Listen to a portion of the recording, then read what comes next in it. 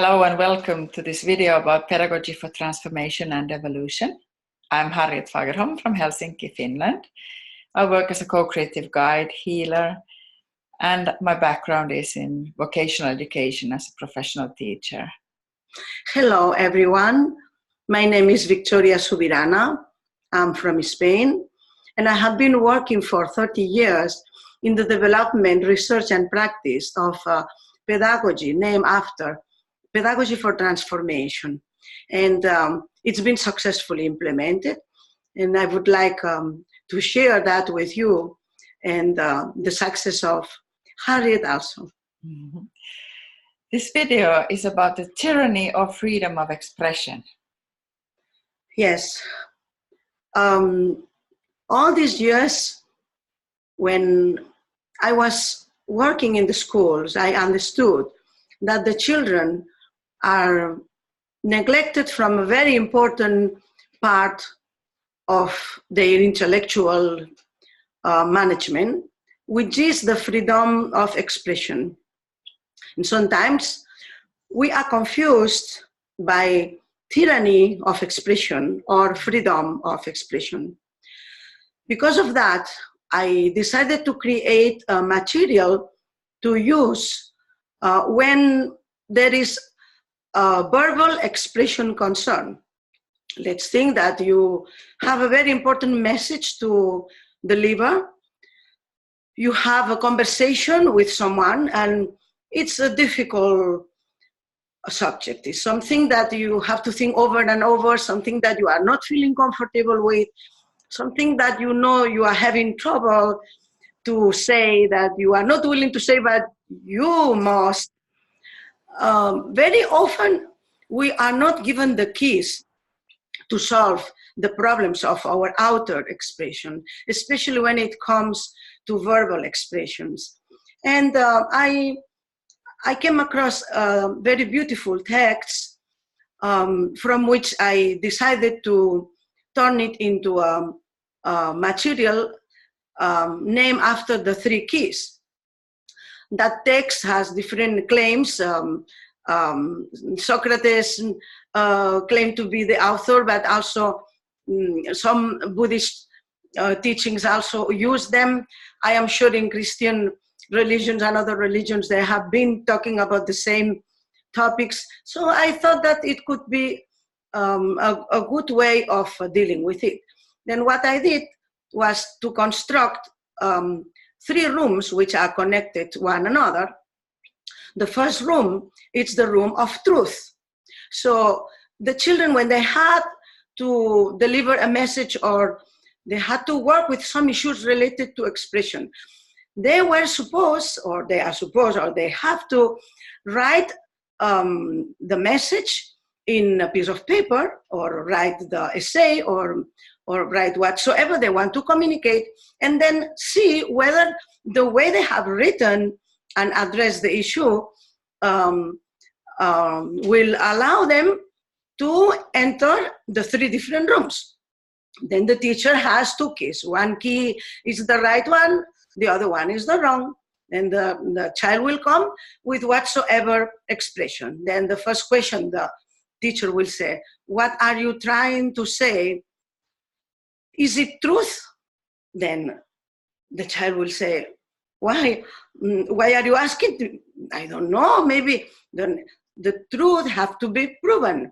You should bring evidence to talk about what you are supposed to stand for. If you cannot stand with a proof, then better you don't come with any message or you don't say anything, because if there is no truth, you are attempting one of the fundamental principles and moral values that are really destroying humanity when you are coming up with false statements, false testimonials that are not truth and are very harmful for the person or the peoples receiving that attack.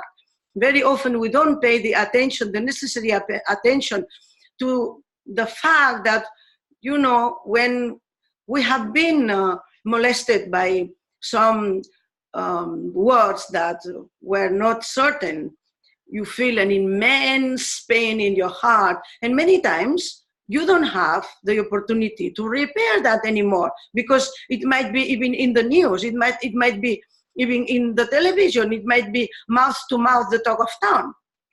So the first thing the children should understand, that speaking truth, it's the first key to own happiness and justice and the happiness of others. Then let's think that the child went back to rectify the content of his, claim and of his essay or sentence, whatever.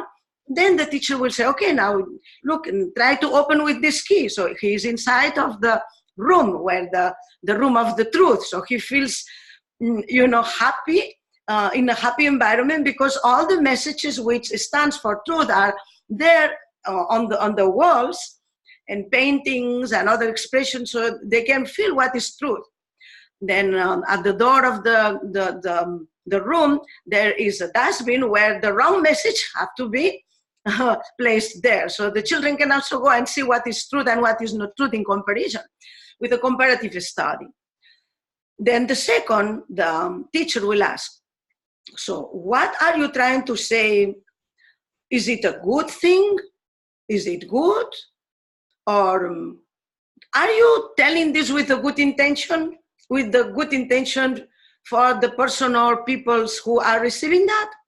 Then the child goes, oh, sometimes we have to say things that are not good. We have to say things that are difficult, and we have to stand for them. But the attitude, the intention, when you are saying them, when you are writing them, should prevail, on top of everything. Because even if someone has committed a mistake, or you are reporting something very negative, if you are reporting that with the bad intention of harming others, with revenge, then you are equally responsible, and you become the guilty one. You are in equally of failure than the one who has done something wrong. So what's your intention when you speak? What's your intention? I know this is a difficult thing to tell you. I know I would have loved 20 times not to be here at this moment telling you about this negative thing that I have seen. I saw something negative. I saw something that was an injustice, but I have to stand for it, and I have to tell that watch your words and analyze what is the intention you are putting into that, so you don't create more harm to others with your words. Then if that intention is not there when the children are writing or speaking, then they have to go back and do the amendments, write the same paragraph with another heart intention, the intention of the goodness of the heart, turning the words into something that is justice. It's justice, but it's also good for the person who is receiving it. It's not an insult, it's not damaging the self-confidence, it's not, a poison, feel. If the words are poison, then don't write them, don't tell them.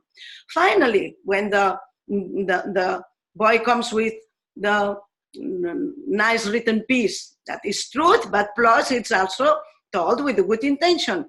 The teacher will give the room, he will enter there, and he will find all the other outcomes out of good intentions there at the wall of that room. So he feels that not only him, but there are many others, reaching to the same ideal objective of speaking with a good intention. And finally, the teacher will ask, but then that was truth, and that was with a good intention, or it was a good thing to be said. But now, how about the utility? What are you trying to say? Is it going to be useful? Is it going to create some good outcome, good utility? How that applies to the direct application or practice of what you are trying to say. If the practice is not good, if it's a bad practice, if it has no use, if what you are going to say is of no use and do not create any positive impact in the outer of you, then it's better not to say anything, because our words matter. And here I have to say that definitely links with all the religions, Christian, Muslim, Jewish, Hindu, Buddhist, and so forth, because all the religions have given much importance to the words in that extension that the words are converted into prayers. And we pray. Why we pray? We pray because the energy of the words, the outer, the voice, it's the alienation, aligned. You get aligned with the supreme energy that materializes whatever you are saying. Words plus thoughts, the combination of this creates embodiment. So when you are aligned with the words and thoughts and intention, then you create embodiment. It comes true. And in all the religions, we have been taught how important the power of praying, the power of saying good things. And even if you see, when someone has a very special voice, the vibrations of that voice can even move, the glasses of the windows. So that important is what we say, that even if we don't know, those vibrations are in the air, affect us. It's affecting our well-being. It's affecting our surroundings. So be careful, because sometimes on the name of freedom of expression, we are exercising a great deal of tyranny amongst others by telling things that are nonsense, that are not of any good use. And that is another of the cause of quarreling. The medias of nowadays have been really the poisoning of fake news, that they are spread all over, causing a lot of, difficulties amongst those who cannot stand for any other equal possibility of, defending themselves. And I think Harriet has a large experience in expressing the negative and positive feelings, of her clients, with the outer resolution of those unsolved emotions, and especially when it comes to verbal expressions. And I would like her to relate her experience to this topic, please. Thank you, Victoria. Yes, there is a different quality and energy in our talk when we are in contact with our real emotions. And I have a practice, and I have been trained as a facilitator of emotional talk, so that we are not discussing concepts and ideas on an intellectual level, but we are talking from I, sharing my emotions and allowing to express our truth with the emotions, involved. Saying, for example, I feel such an anger because of this and this, because he treated me like that and he did not listen to me, or he or she was talking about giving the false impression of what I'm doing, and she was not really interested in what I had to say. And in the expression, I think it's also very much about the listening. Are we received? And do we have the spaces where we can practice this emotional talk so that the others are really listening to us? And then they can relate to their emotions, because when somebody is talking with their emotions, from their own truth, they are not pointing at anybody. They are talking about what they are feeling and why they are feeling like that. It invites the other to share from another perspective with the same feeling. So how to deal with anger, and how can I transform the situation so that when I speak to my friend or the person with whom I have a challenge going on, that I know my good intention, that I want to repair the relationship. I have also seen many people, when they get into this tricky situations where they where they're not having contact with the real feelings. They are losing the compass, and then they withdraw, and they think the problem is about the other person. But it's not.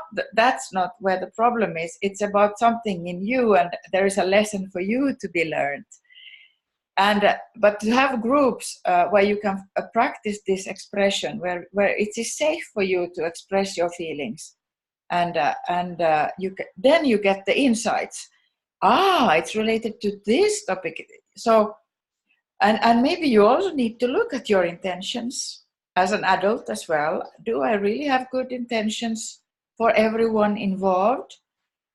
How do I relate to the situation where you feel the injustice, for example, when you feel disappointment? Let's say you expected something from another person, and suddenly you see that although that person were, expressing these things, the reality was not aligned. We talked about the alignment before, that the actions are aligned also.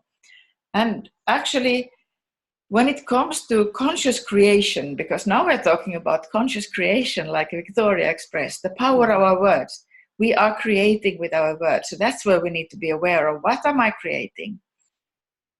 And do I have love for that, what I'm creating? So I have a measurement for myself that if there is not love in what I'm doing, then I'd rather not do.